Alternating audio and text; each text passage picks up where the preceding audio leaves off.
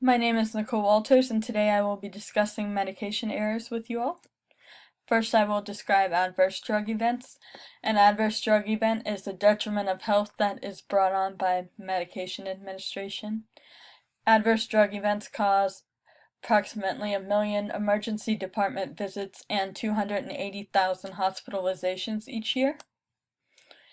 These medication errors occur for various reasons.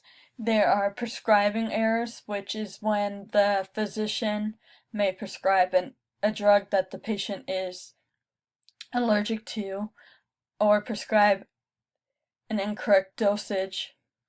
There's dispensing errors, where the pharmacy dispenses the incorrect dose or drug to the patient.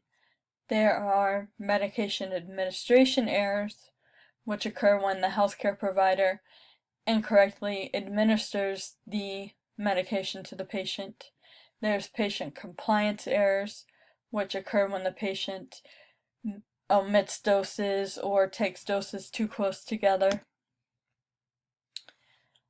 Medication errors are very costly for healthcare facilities. One study found that for every adverse drug event, there was an added $8,750 to that hospital stay, and approximately 400,000 of these medication errors occur each year, which costs approximately $3.5 billion. So this is a huge issue. The Institute of Medicine has some recommendations for preventing medication errors. They recommend that we improve communication between the healthcare providers and the patients. The patients need to have a thorough understanding of their medication regimen and side effects that can occur from their medications.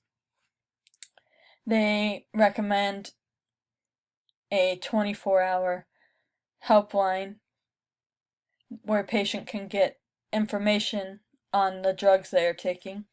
They recommend improved technology such as e-prescriptions.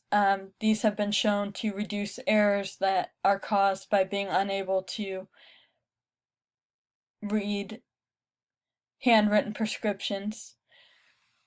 Because there are so many look-alike and sound-alike drugs, labeling on medication needs to be improved. I believe that the democratic leadership style would be the most effective style of implementing the changes needed to prevent medication errors. The democratic leader believes in upward communication, or taking their followers' ideals into account and taking the time to learn how the policies are truly working in these healthcare facilities. They believe in including their followers in the decision-making and change process. I will now discuss leadership qualities needed to prevent errors. The leader needs to have effective communication skills. They need to be able to thoroughly describe these guidelines and changes to their followers. They need to be a good problem solver, where they can look at statistics and make these changes. They need to be a team player, working as a group and learning from their followers as well as other healthcare facilities. How can the leader reduce medication errors? They need to ensure that their staff is receiving the proper education regarding medication safety. They can create committees that are dedicated to preventing medication errors.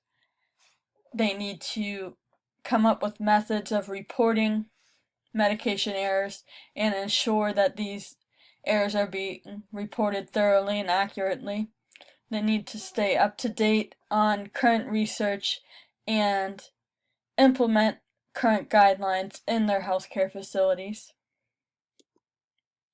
How can nurses reduce errors? They need to be able to effectively communicate with their leaders as well as their patients. They need to let their leaders know if any policies aren't working.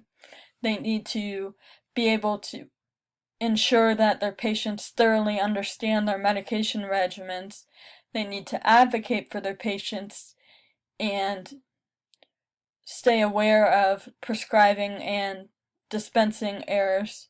They need to research current policies and guidelines and help get these implemented into their facilities. They need to embrace change in their facility. I hope you have enjoyed this presentation.